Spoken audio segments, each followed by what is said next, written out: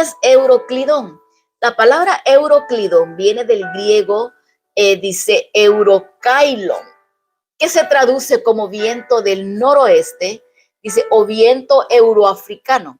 Este tipo de viento es conocido por su intensidad y capacidad para generar tormentas en el mar Mediterráneo. Euroclidón, yo le denominé como subtítulo la tormenta perfecta.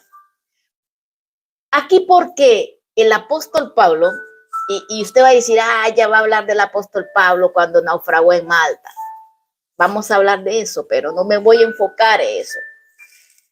El apóstol Pablo, por mandato divino, Dios le da una ordenanza que vaya a Roma. Algunos eruditos y estudiosos, ¿verdad?, en cuanto a la historia y muchos textos argumentan de que el apóstol Pablo sus últimos días los vivió en Roma, donde fue decapitado, ¿verdad?, al final de su tiempo.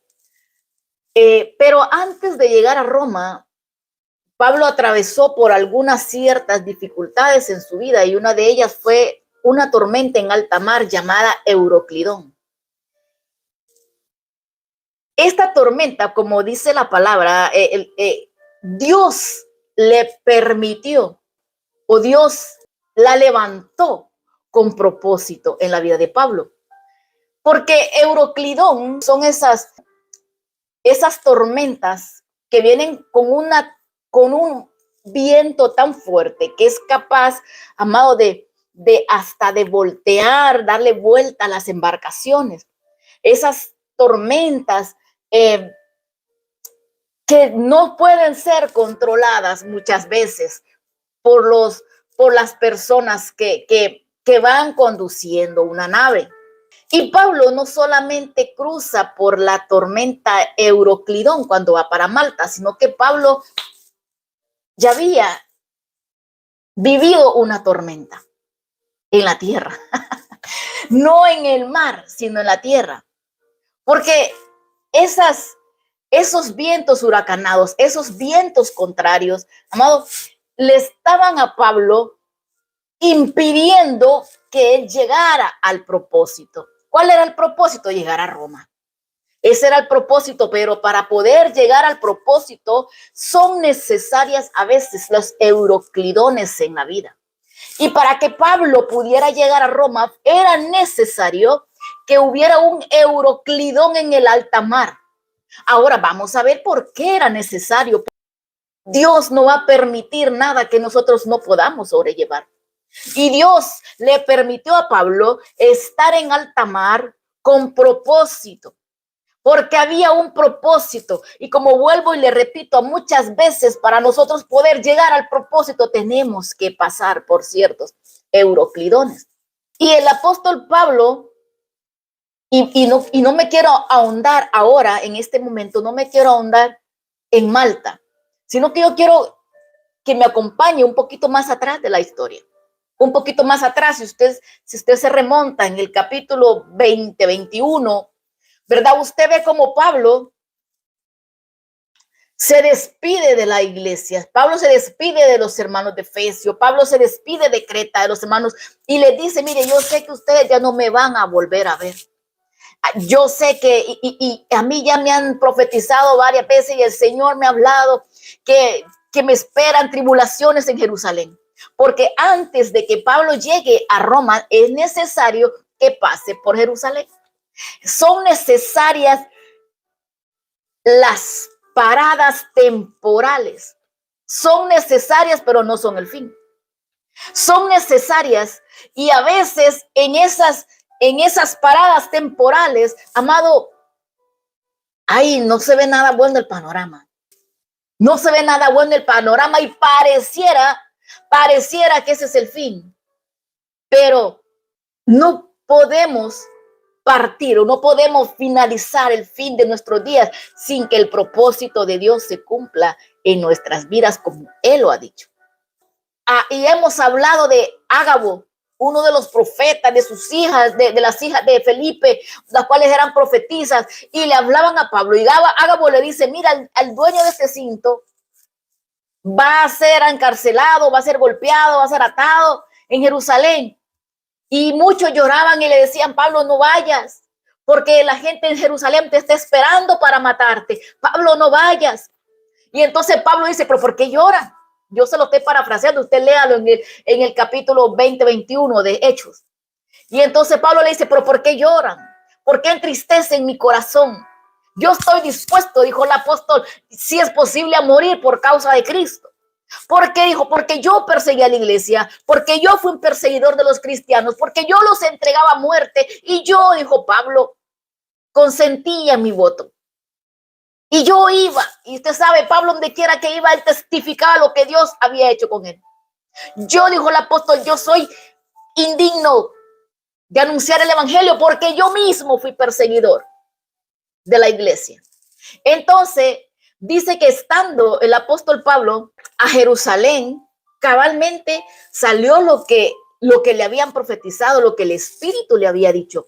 Y entonces dice la Biblia que agarran a Pablo y lo llevan preso. Desde allí comienza la tormenta para Pablo. La tormenta para Pablo no comenzó en alta mar. La tormenta para Pablo no comenzó allá con Euroclidón, sino que ese su Euroclidón comenzó en tierra cuando ya le habían dicho a Pablo, Pablo, mira, tú tienes que ir a Jerusalén. Es necesario que yo vaya a Jerusalén, es necesario. Yo siento que yo tengo que ir a Jerusalén porque yo tengo que cumplir una misión. Y Pablo dice, me despido de los hermanos, nos vemos, me voy. Y cuando él ya está allá, lo meten preso. Pero allí comienza su Euroclidón porque al apóstol Pablo dice que se levantaron unos en calumnia contra Pablo. Y empiezan a decir que Pablo es hereje, que Pablo está en contra de la ley, que Pablo está en contra de Moisés. Y entonces empiezan a hablar en contra del apóstol Pablo y hablando mentira. Y entonces dice que lo agarraron, lo metieron preso, pero que era necesario que él testificara delante de los sumos sacerdotes, delante del centurión y delante del tribuno. ¿Por qué delante del tribuno? Porque el tribuno se refiere a un oficial militar que estaba encargado de supervisar la administración y el orden público. Por decir, la policía de cada lugar. Eran los responsables. El tribuno era el responsable de cuidar el orden público. Entonces era necesario, dice, que el apóstol Pablo predicara no solamente a los gentiles, sino que porque mire, es que Dios es perfecto. Porque Dios escoge a Pablo para que predique, si bien es cierto, a los gentiles, pero que también hay gente en posiciones sociales, en diferentes estatus sociales que necesitan ser alcanzados. Y entonces dijo Dios, bueno, yo voy a usar a este instrumento, este hombre tan lleno de letra, hombre tan culto, hombre que conoce de leyes, lo voy a usar, no solo para que predique a los gentiles, sino que también vaya a los reyes, para que también vaya a las gentes con posiciones jerárquicas en la sociedad. Entonces dice que lo llevan al tribuno y empieza Pablo a predicarles y a testificar de lo que Dios había hecho con ellos. Y empieza y le dice, yo fui perseguidor de la iglesia. Yo consentí en mi voto cuando iban a apresar a los cristianos. Yo los arrastraba. Yo entraba casa por casa. Y dice, yo arremetía con ira contra los cristianos. Pero un día, cuando yo iba rumbo a Damasco y llevaba carta, llevaba permiso para arrastrar hombres y mujeres que profesaban a un Jesús. Y entonces cuando yo voy con ira, dijo el apóstol Pablo, entonces me sale al encuentro alguien con su resplandor de luz. No podía ver quién era. Pero el apóstol Pablo empieza a testificar de que el mismo Cristo, al cual él perseguía, porque perseguía a la iglesia de Cristo, a cual mismo Cristo se le revela, lo salva, lo transforma y después lo hace un embajador de Cristo. Lo hace una persona que proclama, uno de los mayores apóstoles de la iglesia, anunciando la palabra del Señor. Era necesario que él fuera a Jerusalén. ¿Por qué? Porque había alguien que necesitaba ser alcanzado. Porque había gente que necesitaba ser alcanzada. Y dice que también no solamente estaban los sumos sacerdotes, que eran los máximos líderes religiosos en aquel tiempo, sino no solamente estaban los sacerdotes, sino que también estaba el tribuno, y no solo estaba el tribuno, también estaba el centurión. El centurión era el que tenía un nivel jerárquico militar. Era una persona con un alto rango militar que estaba a cargo aproximadamente de 100 soldados. Y allí estaba esta persona. Estaba los sumos sacerdotes, estaba el tribuno y estaba, amado, el centurión, escuchando hablar al apóstol Pablo de lo que Dios había hecho en su vida. Y entonces, y cuando el apóstol Pablo está hablando, todos se quedan sorprendidos, porque no había manera de cómo acusar al apóstol Pablo, no había manera de acusarlo. Entonces se levantaron contra él, hablando falsamente. Y allí, amado, comienza para Pablo su Euroclidón. Allí comienza el mensaje, ahí comienza la tempestad, ahí comienza. Y cuando Pablo termina de hablarle a los gobernantes, hablarle a los sacerdotes, hablarle al centurión y hablarle a las personas que tenían allí, que estaban ahí con él, Dios le dice: mira, Pablo, así como fuiste, como hablaste en Jerusalén, te es necesario que vayas a Roma. Te estoy enviando a Roma y yo quiero que vayas a Roma. Pero es que cuando Pablo llega a Jerusalén, no solamente le atan las manos y los pies, sino que dice que lo dejaron golpeado, dice que tuvieron que cargarlo a causa de la paliza que le pegaron a Pablo por llevar el nombre de Cristo, por hablar de que había resurrección de muertos. Y entonces, como algunos no creían en la resurrección de los muertos, entonces dice la Biblia que tuvieron que cargarlo y tuvieron que llamar a los soldados, al centurión, para que lo custodiase, porque la multitud se volcó contra Pablo y lo dejaron casi muerto. Y mire lo que le dice Dios. Todavía Dios se le aparece y le dice: Pablo, así como has testificado en Jerusalén, es necesario que testifiques en Roma. Después de haber testificado en el concilio, después de haber, hermano, anunciado lo que Dios había hecho. A veces los euroclidones son necesarios. ¿Por qué? Porque el propósito de Dios tiene que cumplirse sí o sí. Mire, el tribuno, para que usted me entienda, el tribuno lo envía porque él no le ve razón, él no le ve motivo, él no le ve algo como para condenarlo, ¿ve? Entonces él dice: bueno, mire, yo lo voy a enviar al gobernador, el que se encargue de decir qué es lo que va a hacer con el apóstol Pablo. Y entonces dice: bueno, y agarran a Pablo y lo llevan golpeado, lo llevan encarcelado, lo llevan a Félix. En ese tiempo, amado, Félix era el gobernador de una de las provincias. Acuérdense que en ese tiempo el pueblo de Jerusalén, el pueblo de Judá, estaba bajo el cautiverio de Roma. Entonces dice que en ese tiempo Félix era el gobernador de una de las áreas que le pertenecían a Roma, pero eran de la provincia de Judea. Entonces dice, es como queriendo decir, el gobernador de un estado, por ejemplo, en Estados Unidos se ve mucho eso, el gobernador o en los países centroamericanos, el alcalde de tal ciudad, eran el encargado de la ciudad, el que ponía la ley en la ciudad. Entonces, en Estados Unidos, New York, New Jersey, puede decir Phil Murphy, el gobernador de Nueva Jersey. Ese es el que gobierna, ese es el alcalde, el que está ahí. de todo, que el que gobierna ese estado. Entonces, en esa situación, así se encontraba el tribuno llamado Félix. En ese tiempo, aunque él era romano, estaba a cargo de una de las provincias de Judea. Dijo él, mire, yo no encuentro nada. Lo llama Pablo, lo mismo que hizo Pablo, ¿verdad? Con los sacerdotes, con el concilio, lo mismo hizo Pablo con Félix y le empieza a volver y le testifica nuevamente lo que Dios ha hecho con él.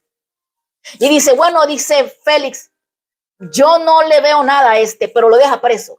En ese tiempo, se lo voy a decir de esa manera, habían elecciones, ¿verdad? Estaban las elecciones y yo no sé cómo se hacían las elecciones en aquel tiempo, pero dice que estaba en esa transición cuando el siguiente gobernador, llamado Festo, que fue entonces dice que Festo lo llama nuevamente a Pablo, porque Pablo está encarcelado, recuerde, y lo llama y le dice, Pablo, ¿por qué te tienen aquí?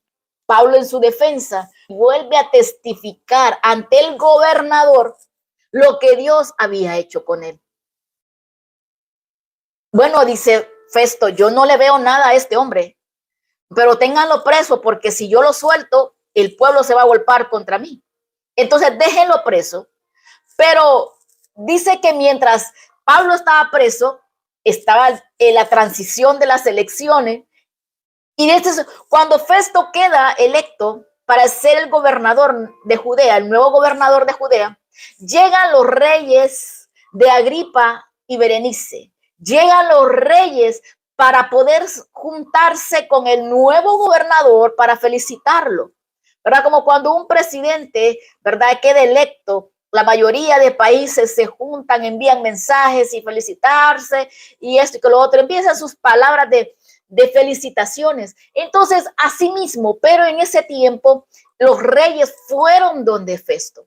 Fueron a darle sus felicitaciones y Pablo está preso. Festo, como no sabe qué es lo que está pasando, Festo dice, fíjense que yo tengo un hombre que está preso y yo no sé qué hacer con él.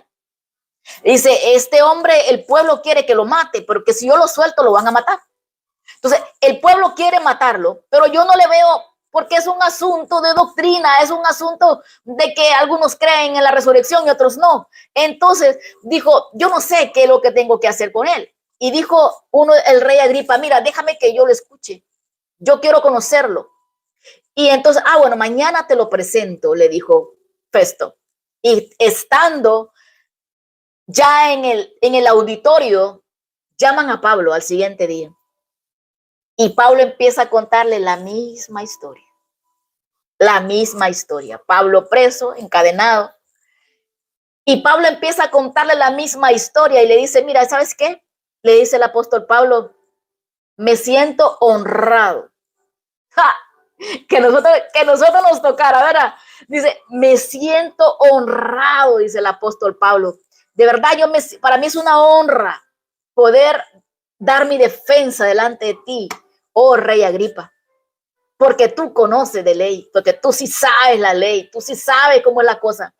Y entonces yo me siento honrado de poder dar el mensaje, de testificar lo que Dios ha hecho en mi vida. Y Pablo empieza a contarle de dónde Dios lo saca, cómo Dios se le aparece.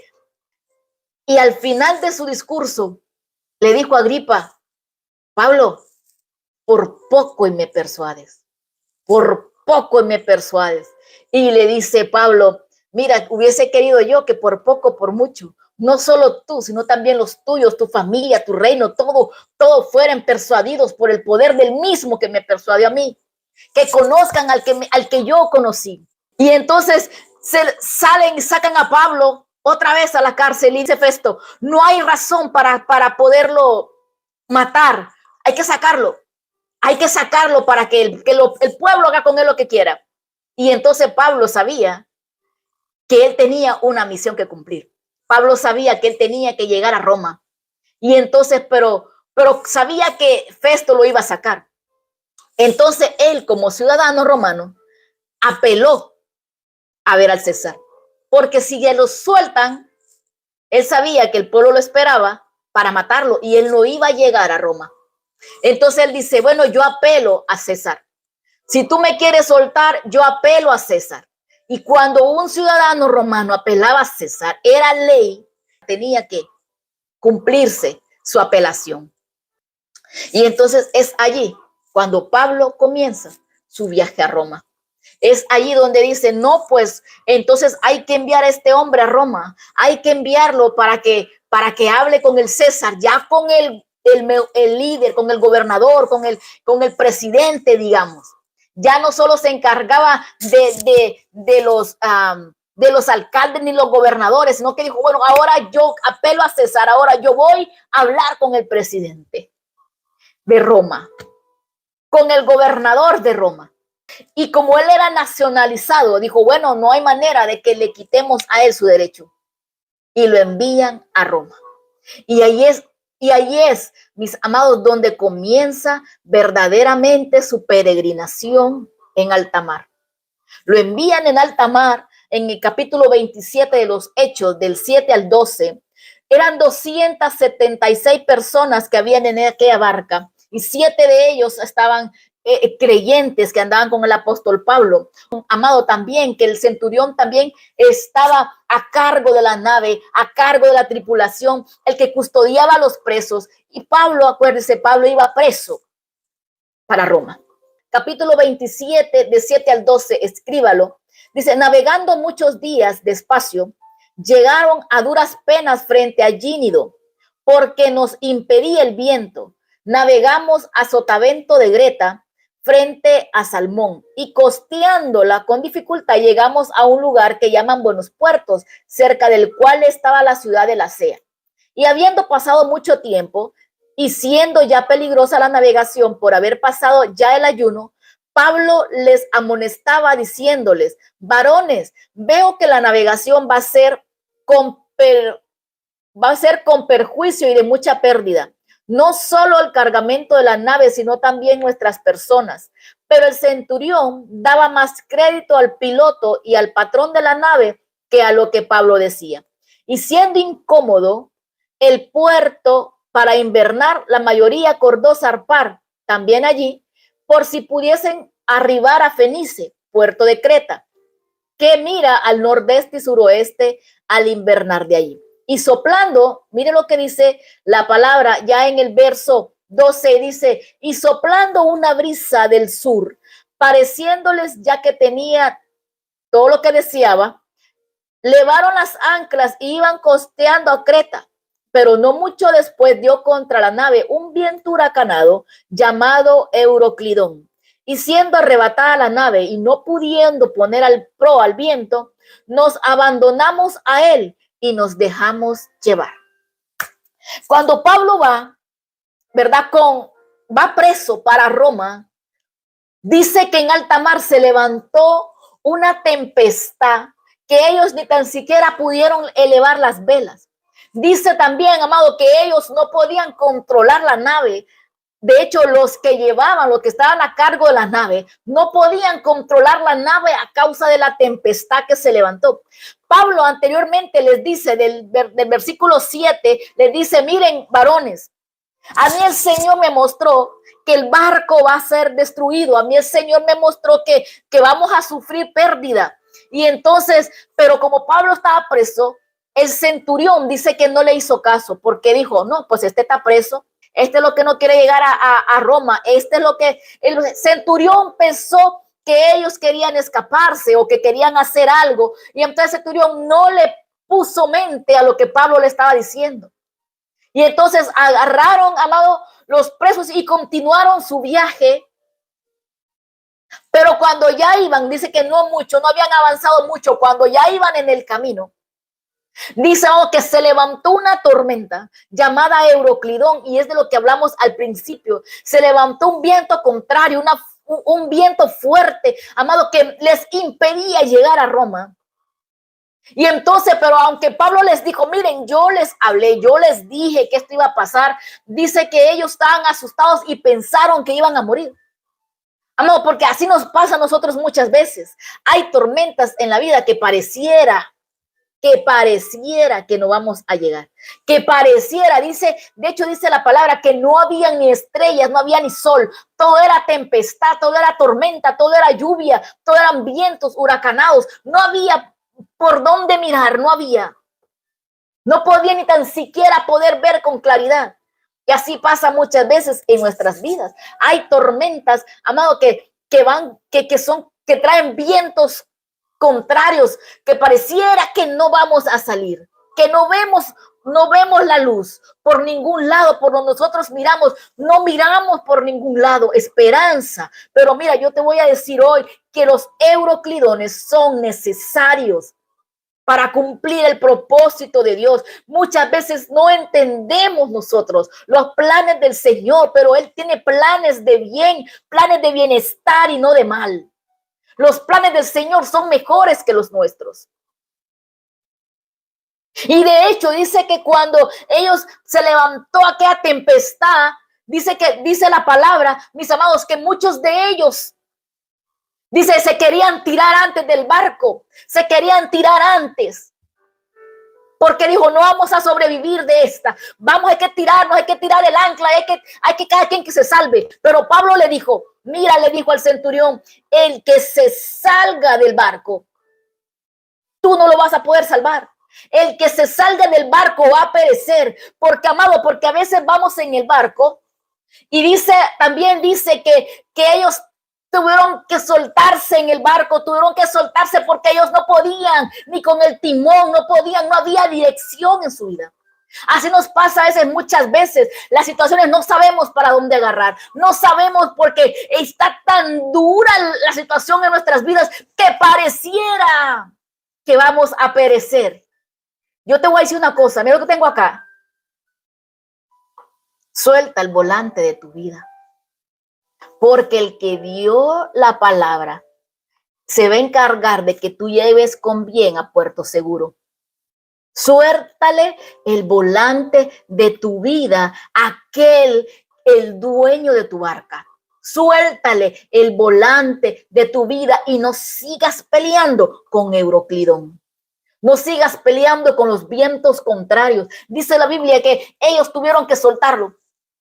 Tuvieron que soltarse en el mar. Porque ya habían perdido toda esperanza, se habían soltado en el mar. Ya no había dirección. ¿Sabe que a veces hasta las brújulas dan dirección en las embarcaciones? Las brújulas dicen para dónde es que va el barco, para dónde es que te dan dirección. Las brújulas dan dirección y el volante te ayuda a que tú sigas esa dirección. Pero ninguna de esas cosas existía ya en la embarcación. Porque dice que el barco quedó encallado en unas piedras, en unas rocas. El barco quedó encallado y era tan fuerte los vientos que la popa que la proa dice que se levantaba. Era tan fuerte los vientos que se despedazó el barco. Y entonces cada quien agarra su pedazo de tabla y salen a tierra. Anteriormente el Señor le había revelado a Pablo que nadie iba a perecer, que el barco se iba a destruir, pero que ninguno iba a perecer. Y cuando ellos salen a tierra, no sabían dónde estaban, y cuando ellos llegan, dice que los habitantes de aquella región, los habitantes les ayudaron, les dieron comida, los hospedaron. Estando en Malta, ya ellos se dieron cuenta de que aquel lugar se llamaba Malta.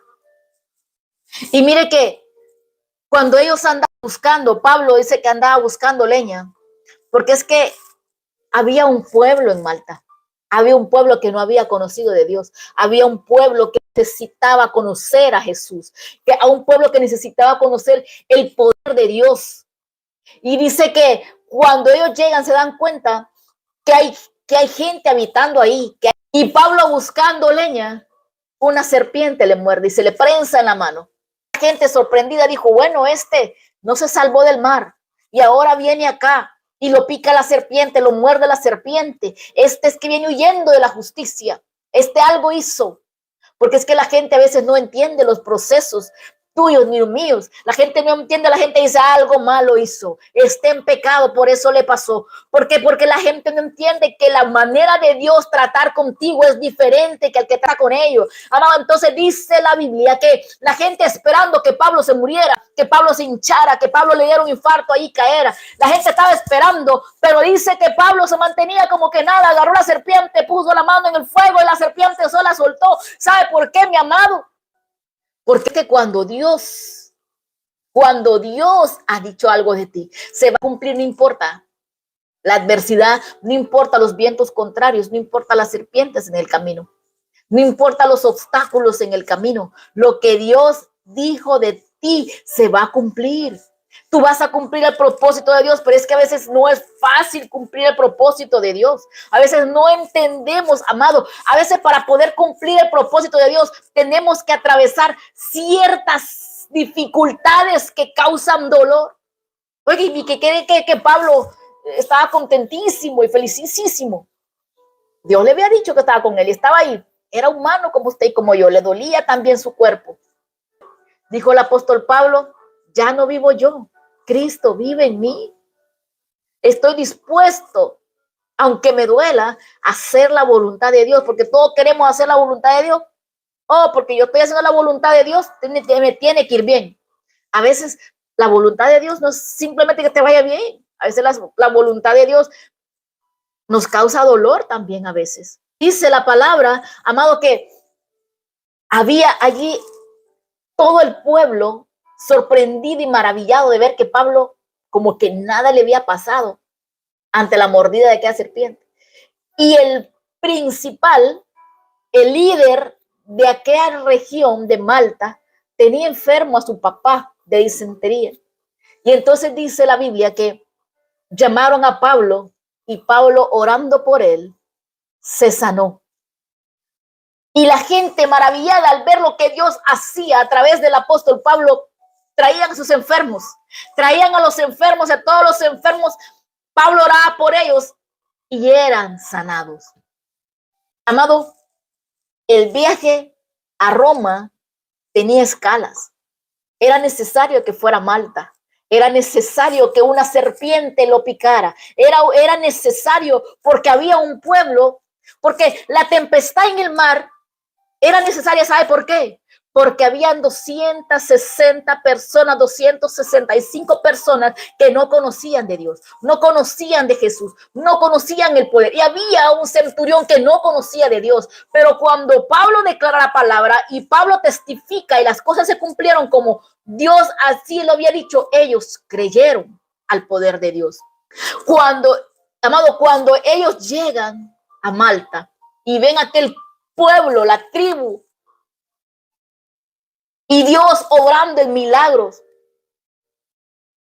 la gente cree en el poder de Dios porque trae a los enfermos para que oren. Y Pablo da la palabra, le predica al líder de aquella isla. A veces nosotros no entendemos los procesos de Dios. Es que es tan difícil. Es que es tan difícil. Y Pablo estuvo allí un tiempo, amado, hasta que llegó otra embarcación para que los recogiera y que lo pudieran llevar a su destino. Así nos pasa a veces, amado, en nuestras vidas. A veces los vientos son contrarios. Los vientos pegan fuerte. Muchas veces lloramos. Pero yo te voy a decir, y otras veces queremos ser como aquellos hombres que se querían tirar de la embarcación. No te salgas de la embarcación, porque si tú te sales de la embarcación, sin duda no vas a llegar al propósito de Dios en tu vida. No te salgas de la embarcación, mantente adentro. La tormenta está fuerte, pero mantente firme. Aunque la tormenta golpee tu embarcación, mantente firme. Aunque no entiendas lo que está pasando, mantente firme, porque sin duda vas a llegar al propósito que Dios ha destinado para ti. Mantente firme. A veces son situaciones que pasan en el trayecto para que alguien entienda, para que alguien a tu alrededor comprenda de que es mayor el que está en ti que el que está en el mundo. De hecho, cuando a veces hablamos y testificamos de lo que Dios ha hecho en la vida nuestra. Mucha gente se queda sorprendida. Mucha gente dice, definitivamente lo que Dios ha hecho en tu vida es algo maravilloso. Que no, porque todo el mundo conoce, hablado, todo el mundo conoce lo exterior. Todos tenemos una historia que contar y hermano, todos solo miramos lo exterior, pero no conocemos por todos los euroclidones que han pasado las personas en nuestra vida. Y muchas veces los euroclidones son esas heridas, son esas cicatrices, porque nadie sin cicatrices puede hablar de un Dios que sana, de un Dios que restaura. Nadie, amado, nadie. Dios permite los euroclidones, esas tempestades, esos momentos dolorosos en nuestra vida para enseñarle a alguien, yo también estuve ahí y la mano de Jehová me sostuvo.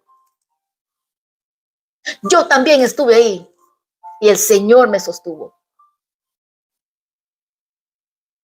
Los procesos, las tempestades, los momentos difíciles de la vida, los que nos golpean, nos hacen llorar, sí. Pero esos procesos son los con los que tú vas a testificar a otro, con lo que tú vas a enseñar a otro, con lo que tú vas a decirle a otro. Dios lo hizo conmigo, Dios lo puede hacer contigo también. Así que, mi amado, los euroclidones solamente son temporales. Solamente son temporales, no son para siempre. Mantente fuerte, mantente firme para que puedas alcanzar el propósito de Dios. Ay, Señor, hágase conforme a tu voluntad, le decimos al Señor. Yo quiero hacer, el propósito de Dios se cumplirá en mí. Hasta lo declaramos. Jehová cumplirá su propósito en mí. Porque es bíblico. Jehová cumplirá su propósito en mí. Pero en ese rumbo al propósito, hay paradas cortas, paradas dolorosas. Hay estaciones dolorosas. Lo importante, como dice la palabra, la misma palabra, estaciones, no es para siempre, solo son procesos, solo son, ¿qué te puedo decir? Solo son paradas en el camino que son necesarias atravesar, que son necesarias llegar, pero que no es el fin, que no es el final. Así que mira, yo no sé cuál sea tu euroclidón, yo no sé cuál sea la dificultad que hoy estés atravesando, la dificultad que hoy te esté haciendo llorar. Yo no sé cuál sea la dificultad que hoy con la que tú estás luchando. De hecho, dice la palabra, en la Biblia hay varias temporadas de euroclidones y una de ellas fue cuando los discípulos iban en alta mar. Dice que iban navegando contra el viento y tuvieron temor y le dijeron, Señor, perecemos, que vamos a perecer, Señor, no tienes cuidado de nosotros. Le dijo, hombre de poca fe, ¿por qué dudáis? Entonces, muchas veces hay tempestades, tormentas en la vida, pero no debemos olvidar que el Señor está ahí. El Señor está ahí. Él ha prometido estar con nosotros todos los días hasta el fin. Y Él nos va a poner cargas que no podamos sobrellevar. Él ha prometido estar con nosotros. Y esa momentánea tempestad, esa momentánea tribulación, no te va a matar. Como dijo el apóstol Pablo en cierta ocasión, esta momentánea tribulación provoca en mí mayor peso de gloria. Esa momentánea tribulación que hoy te está haciendo llorar, simplemente te va a hacer más fuerte. Te está haciendo más fuerte para que vayas y prediques y que enseñes y testifiques a otros. Y entonces habrás cumplido el propósito de Dios en tu vida. Cuando vas a cumplir el propósito de Dios, cuando verdaderamente vas a hacer aquello lo que Dios te dijo que hicieras. No tu propósito, porque no es ese el feeling, no es cumplir el propósito tuyo, es cumplir el propósito de Dios en esta tierra. Entonces, cuando usted y yo llegamos a cumplir el propósito de Dios, entonces, mis amados, podemos decir hasta aquí me ha dado Jehová, hágase conmigo como tú quieras, Señor. No es fácil, ¿verdad que no? No es fácil. Pero cuando nos agarramos del Señor y confiamos en su soberanía y confiamos en su benevolencia, confiamos que Él tiene el control, como dijeron aquellos, pero ¿quién es este que aún el viento y el mar le obedecen? Confía, tranquilo, que Dios está en control. De esos vientos huracanados, contrarios, que pareciera que, ay Dios mío, a veces como esos vientos son contrarios, a veces pareciera que hay retrocesos, ¿verdad? Aparentes retrocesos. Pero como yo te dije y te repito, si el Señor es el capitán de tu vida, suéltate en alta mar, suéltate en la tempestad, solamente confía, no te salgas de la barca, no te salgas del propósito, no te salgas del propósito, no te salgas de la voluntad de Dios. Tú dices, no, ya no voy a tirar la toalla porque ya no puedo más. Pablo dijo, el que se salga de la barca perecerá. Mantente en la barca. Mantente en la barca. Mantente allí. Afuera hay tempestad, la situación está fuerte. Pero dice la Biblia que Pablo ayunaba, aún dentro de la embarcación, ayunaba y seguro que oraba. Así que mientras la situación está fuerte afuera, encárgate tú de buscar la dirección de Dios. Si has perdido la brújula de tu vida, mira, aquí tengo la brújula. Si tú has perdido la brújula de tu vida, dile al Señor que tome control de tu barca. Porque si Él te da dirección y que Él tiene control de tu barca, vas a llegar al propósito, vas a llegar a la meta. Pero no te salgas, por favor, no te salgas de la barca. Así que sigue navegando, aún con los vientos contrarios, sigue navegando. Aunque estés cansado, sigue navegando. Y aunque la situación pareciera que te va a destruir, sigue navegando, no quites el enfoque y deja que el Señor sea el capitán de tu vida. Así que, mis amados, gracias por haber estado con nosotros en esta transmisión.